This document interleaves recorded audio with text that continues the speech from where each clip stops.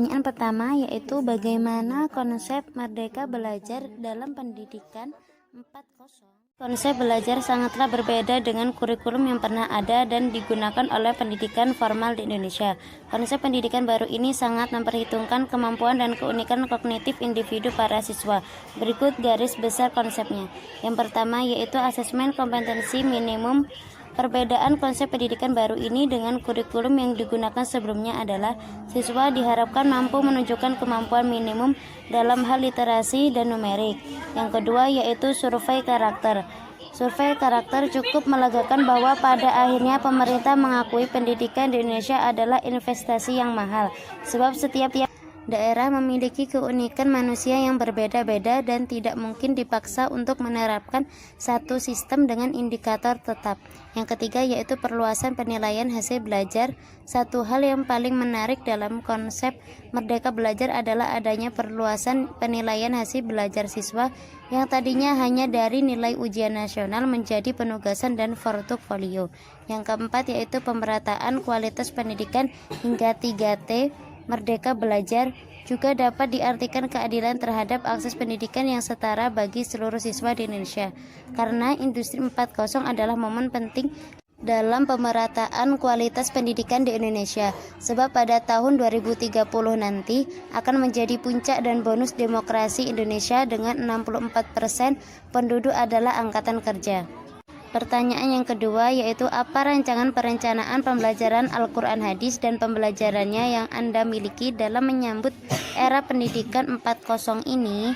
Jawab, jadi keberhasilan peserta didik pembelajaran menjadi tujuan utama sebelum memulai setiap kegiatan. Setiap orang pasti memiliki perencanaan. Hal itu karena perencanaan kegiatan yang akan dilakukan oleh seorang akan membuat pembelajaran berjalan dengan baik. Tanpa perencanaan, kegiatan yang harusnya dapat dilakukan dengan baik dapat berubah menjadi tidak sesuai dengan gambaran. Jadi para pengajar yang merencanakan kegiatan pembelajaran adalah sebuah hal yang wajib dilakukan demi suksesnya pembelajaran yang akan dilakukan.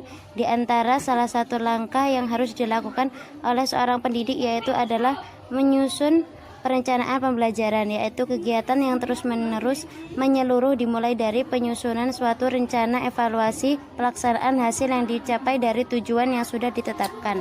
Perencanaan pembelajaran adalah memproyeksikan tindakan apa yang harus dilakukan dalam suatu pembelajaran.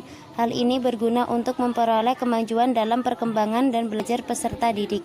Selain itu, guru dapat memahami perannya dan tugas-tugas yang harus dicapai oleh peserta didik, sehingga proses pembelajaran akan berjalan sesuai dengan apa yang diharapkan. Pertanyaan yang ketiga yaitu bagaimana strategi pembelajaran Al-Quran Hadis dan pembelajarannya dalam menghadapi tantangan era pendidikan 4.0.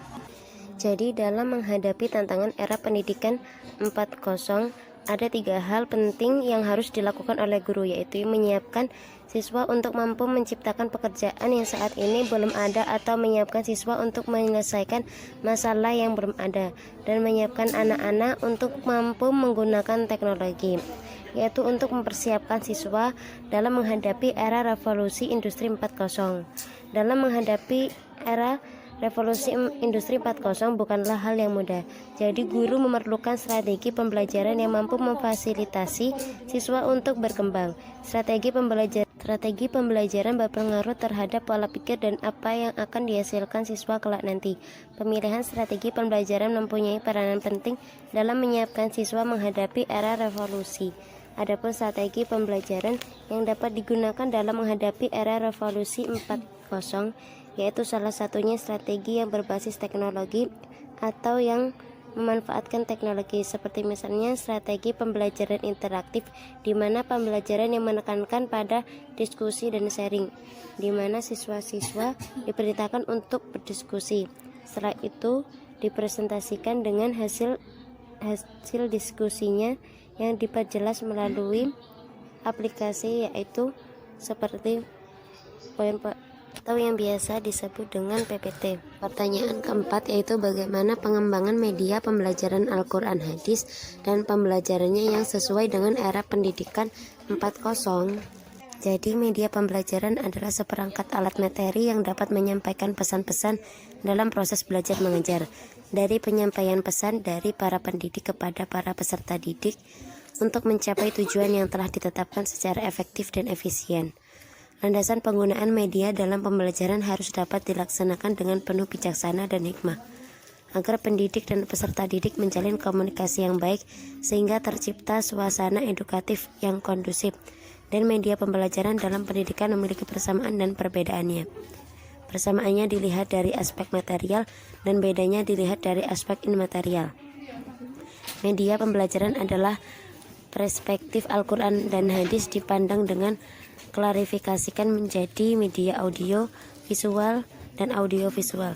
Jadi media pembelajaran bermanfaat sebagai alat bantu atau sarana yang dijadikan sebagai perantara atau piranti komunikasi, pesan, atau informasi berupa ilmu pengetahuan dari berbagai sumber penerima pesan atau informasi guna mencapai tujuan pembelajaran. Jadi media pendidikan meliputi dua macam, yaitu perbuatan pendidik yang biasa disebut software ataupun imaterial mencakup nasihat, teladan, larangan atau perintah, pujian, teguran, ancaman, dan hukuman. Benda-benda sebagai alat bantu bisa disebut dengan hardware atau material, mencakup papan tulis, meja belajar, penghapus, kapur, buku, peta, dan sebagainya. Contoh media pembelajaran yaitu seperti PPT yang dapat mewakili sesuatu yang tidak dapat disampaikan ataupun ditulis oleh seorang guru untuk proses pembelajaran dan bisa dimengerti oleh peserta didik. Pertanyaan yang kelima yaitu apa pendapat Anda yang tentunya didukung dari berbagai teori yang kuat terkait evaluasi pembelajaran Al-Quran hadis dan pembelajarannya dalam suasana yang berdampingan dengan COVID-19. Jawab, jadi pembelajaran di era pandemi adalah sebuah tantangan baru di dunia pendidikan selama berjalan 1 tahun lebih pandemi COVID-19. Pembelajaran di sekolah menerapkan sistem pembelajaran jarak jauh atau yang sering disebut dengan daring, mengevaluasi bagaimana pembelajaran secara berani dalam pandemi menggunakan metode observasi selama proses pembelajaran dan kuesioner di akhir tahun pembelajaran untuk mendapatkan data dari sampel peserta didik dan wali peserta didik. Pembelajaran tatap muka sangat dibutuhkan bagi peserta didik, guru, dan juga orang tua atau wali peserta didik meskipun situasi dan kondisi masih dalam masa pandemi. Pembelajaran tatap muka dapat dilaksanakan dengan tetap menerapkan disiplin protokol kesehatan. Jadi tatap muka ini sebagai penguat guru dan peserta didik seperti hubungan ayah dan ibu dengan anak, serta untuk mengoptimalkan proses pembelajaran. Hal itu merupakan hal yang sangat penting dan juga harus segera dilaksanakan.